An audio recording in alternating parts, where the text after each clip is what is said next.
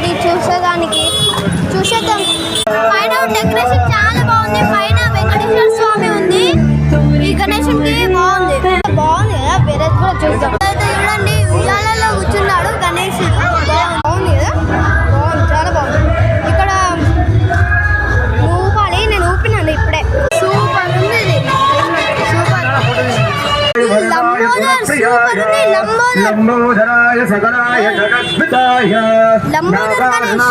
Out covering అయితే Mickey mouse ఉంది, కానీ లైన్ కట్టారు, చాలా దూరమే ఉంది.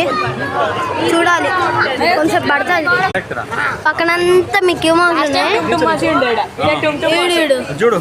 చాలా పెద్ద ఉన్నాడు ఏందో